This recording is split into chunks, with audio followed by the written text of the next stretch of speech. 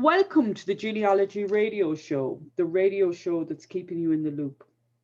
And this week we have Dane McCormack, who hails all the way from Tasmania, and he's going to be telling us about transportation and his ancestors past.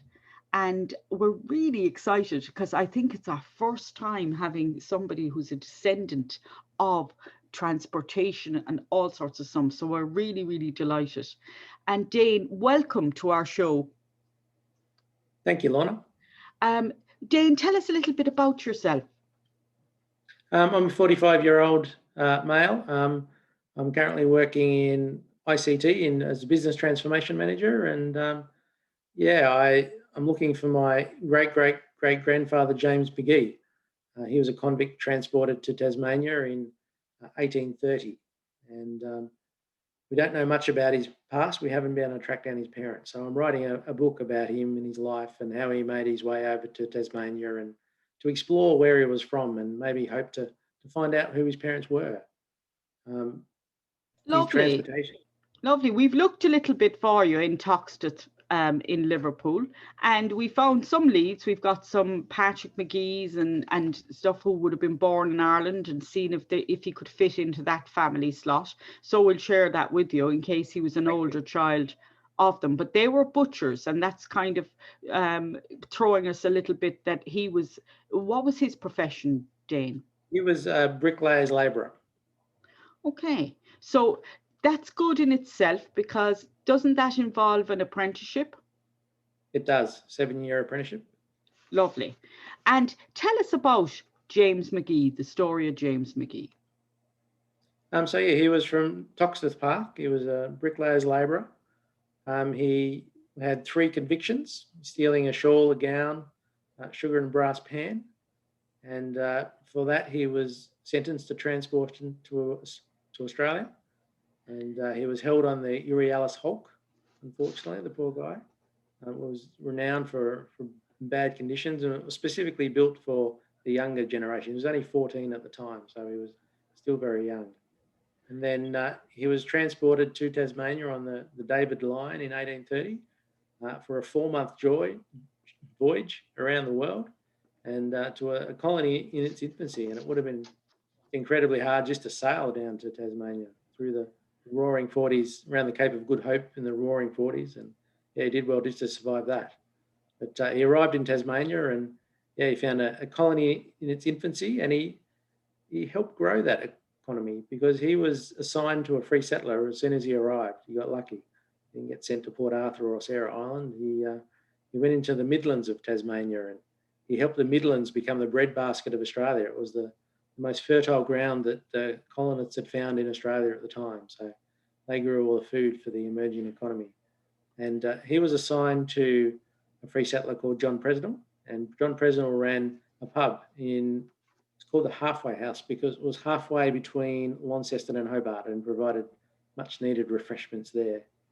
And he became an integral part of John's business. And they provided him with the family support that he'd lost when he'd been transported halfway around the world. So it was a really rewarding relationship for him. But even better, he got very friendly with John's daughter, Eleanor, and he married Eleanor.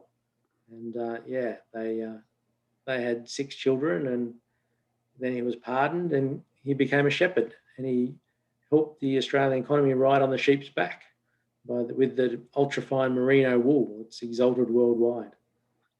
He really helped the Midlands. The Halfway House was a key economic and social centre for the Midlands to become the breadbasket of Australia. So, that's fantastic. That's fantastic. And the networks. And one of the things that you found about James Magee is he takes on the name Diemen. Yeah, that's a key clue for us, I think. Yes. He must have had been someone very influential in his life to add it to his name. Yes, and that's interesting. That's interesting that he does take on that name. It could indicate that also that he's converting or is taking on. He has been baptized in a faith as well. I need to tell you that because that's a feature of Methodism as well, where you Yep. must have a middle name and you take on the middle name. So when he takes on the name Deadman is really important. If it's after his marriage, it's very much indicative of a switch to religion, to Yeah, another religion. it was after he was pardoned. I'm not sure After if he was pardoned. not Lovely. sure if it, I'm not sure how it was. I'll look into when he was married as well. Do look into when he was married and look into when he was pardoned and look, because that's key. That could be the name of his sponsor or the name of. Have you looked for Deadmans in Tasmania? Yes, we have And found a policeman in the area. lovely. Yes. And do you know where he came from? No, we have not tracked him down yet. I would advise you tracking him down. Good plan. Thank you. Yeah, so there are just various different routes you can go, but the story is absolutely amazing. And I know people will be very interested because even your description of the voyage is wonderful, because we don't have that information. And we won't have that. We're not like, and we're very interested in transportation to Tasmania because an awful lot of our Irish political prisoners got exported and transported to Tasmania. You Yes, I know, learned to sail in Bass Strait, which is just as rough and treacherous as the Cape of Good Hope. So I understand what it was like for him.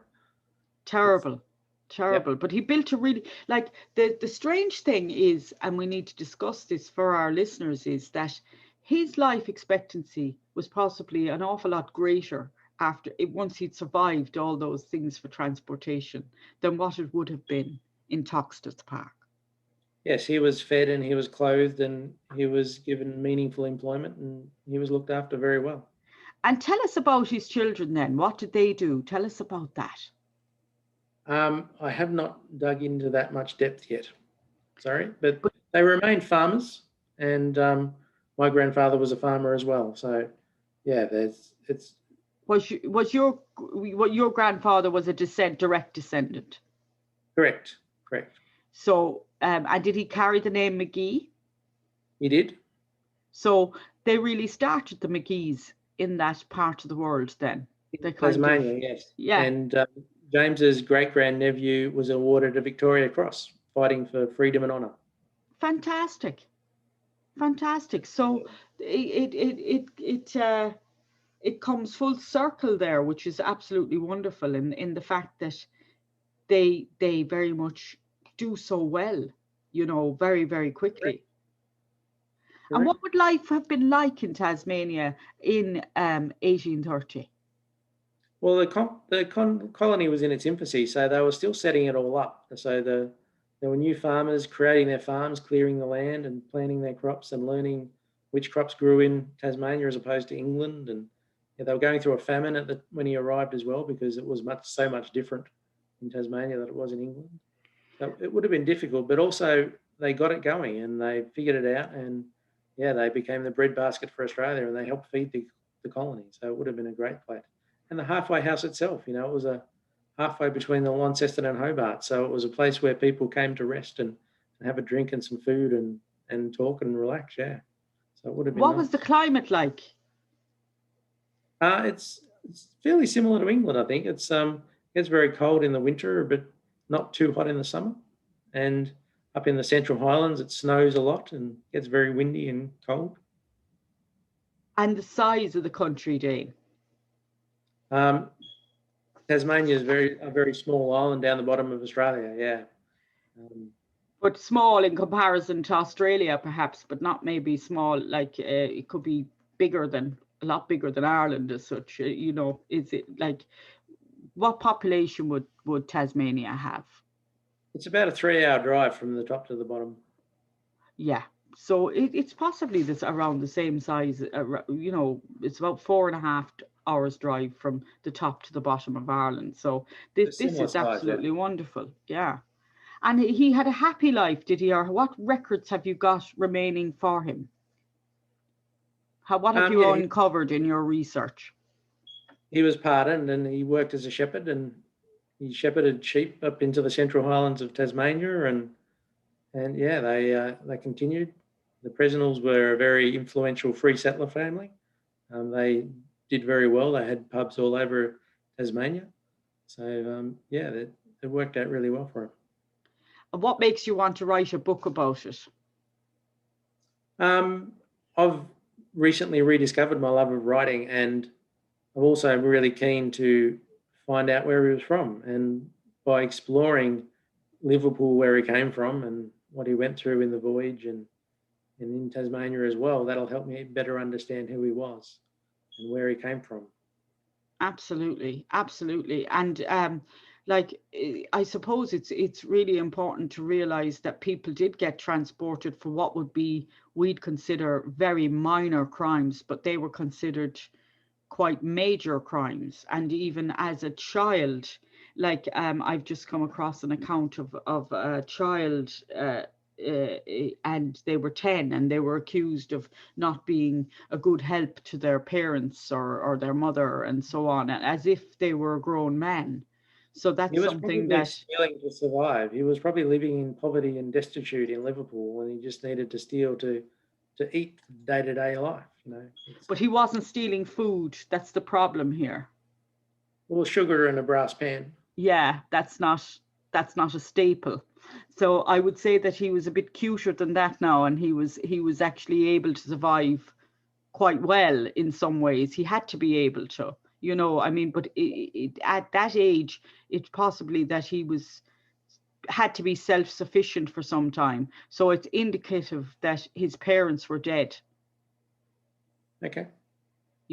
That's some of the things that you need to look for, because he's graduated from one crime to another, and that's something that is recidivism, and he had to do it. It's no judgment here. It's not a judgment call, but it's a survival call.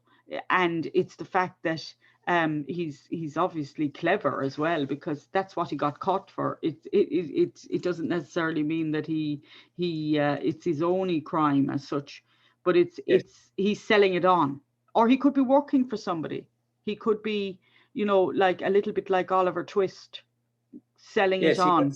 He had some tattoos of dots, which are a criminal insignia, so he could have been in a gang as well, and exploring that. That would be a very good route for you to explore as well.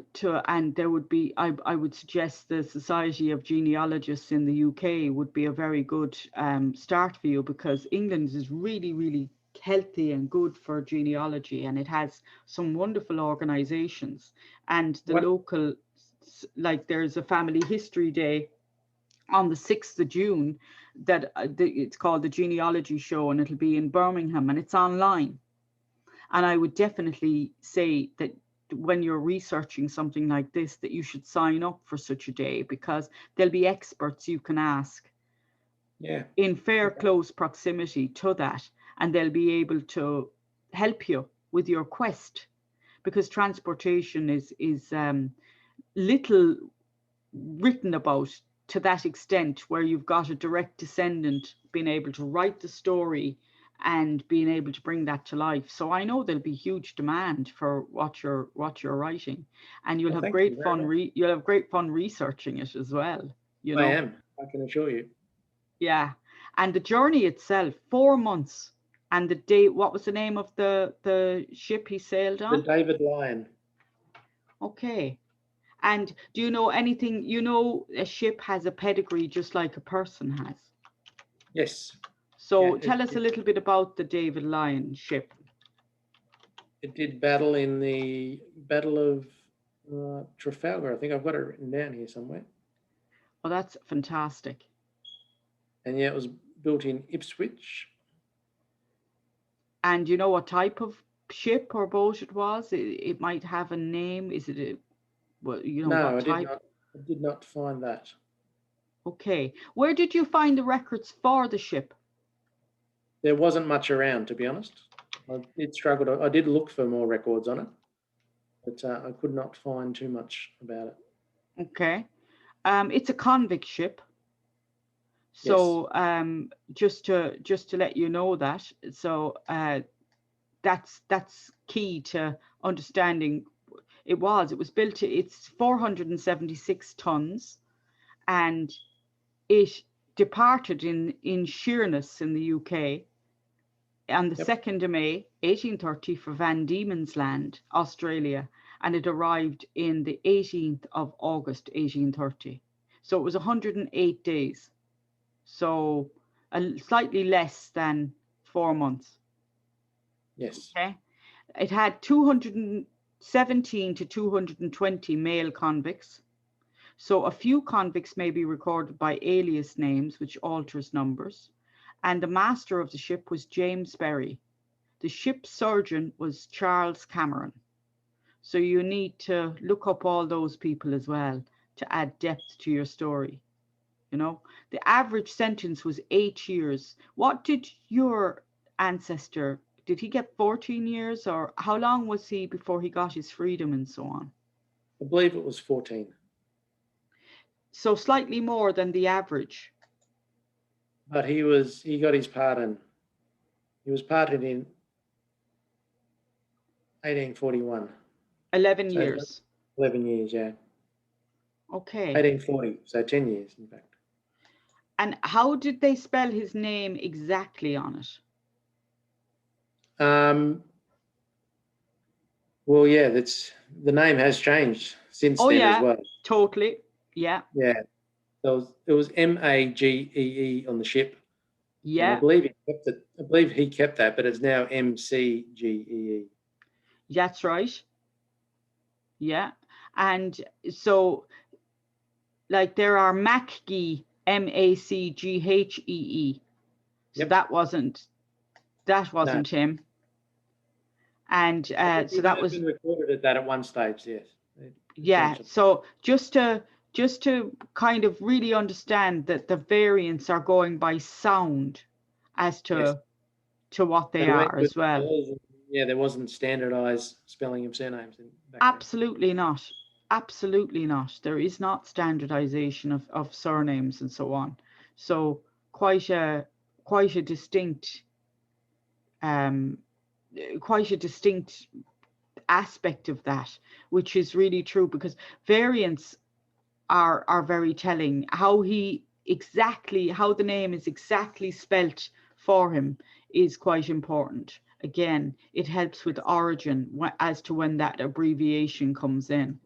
But did he have anybody that he was friendly with when he was in Tasmania and so on? Or do you know who he became very friendly with, apart from the Presnells and stuff like that? Or it was primarily the Presnells. Okay, so he forged very close links to them. Very close. He became a key part of their business, and they became a key part of his life. Yeah.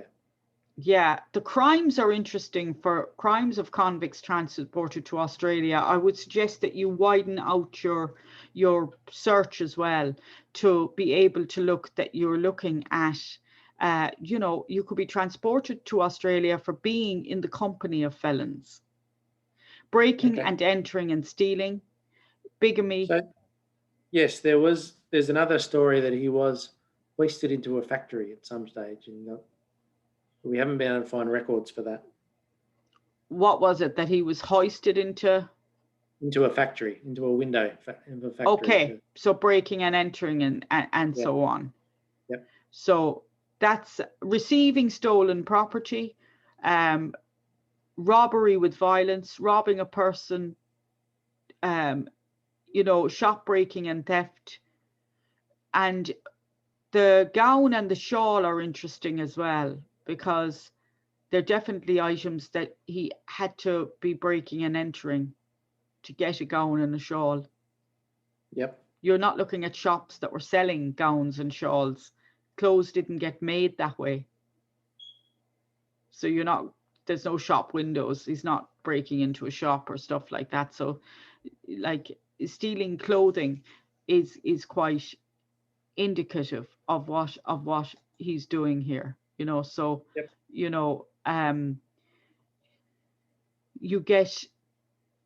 There is a fine trade in stealing clothing. It's not just a matter of it's lucrative. It's a lucrative way of living as such, and clothing was all handmade, so it might have taken 4 to 5 weeks to make a dress. So Okay. the demand for that dress is really, really high. Absolutely, yeah. Yeah, so very indicative. And also the fact that he does so well, he's obviously quite skilled when he gets to there and he gets a break, he takes that break and doesn't continue on. He's a good work ethic, obviously, because he becomes part of a new society. And he doesn't continue No, convicted he because doesn't. he wasn't sent to Port Arthur or Sarah Island, yeah. And tell us a little bit about Port Arthur and that. Just tell us the differences. Just give us some clues there. Oh, so when they continued to offend in the colony, they were sent to a prison, basically, which is Port Arthur, and a big sandstone built, locked up in cells and set to work during the day, felling trees to build ships and those kind of things. And Sarah Island was on the rugged and remote west coast of Tasmania. So the really, really bad ones were sent there because it was seen as so isolated that it was impossible to escape. And a couple did and didn't make it. There's very few that, I think there's only a couple of people who escaped from Sarah Island alive. Well, lovely.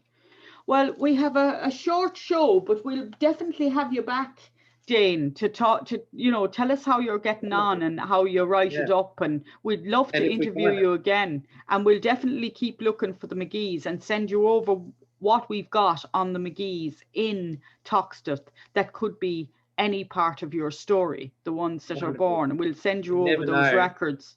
You never know what you'll find and what's well, important. It helps you to be able to contextualize, and people will be interested in what the other Magees did in Toxteth, and what origins they had, and exactly where he was tried, and if you can dig back the court testimony, which you probably would be able to do actually as well. We have done that, yes. The National Archives in the UK is free at the moment because of COVID. So any of the records on the UK National Archives, you should be able to download about 50 records per day, listeners, just to let you know. And normally each one of those records is £3.50.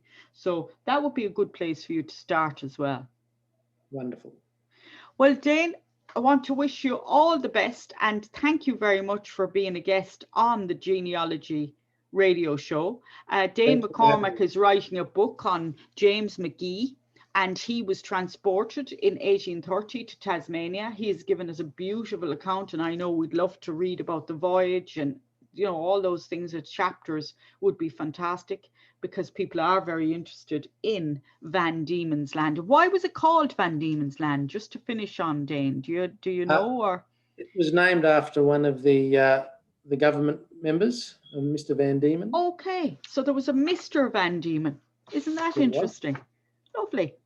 Well, thank you. Yeah. Well, that's fantastic, and that in itself is very interesting. Dane, thanks a million. And for our listeners, our show is podcast out on a Sunday, and we'll send you the link as well, Dane. So don't worry about that. We'll be airing, and we air on 4:00 on a Thursday from beautiful Kilkee in County Clare. We have a wonderful series at the moment and have continued without fail through COVID-19. So I'm hoping to get back into the radio station shortly. So this is the way we've been doing everything. And thank you very much. And thanks for listening, folks.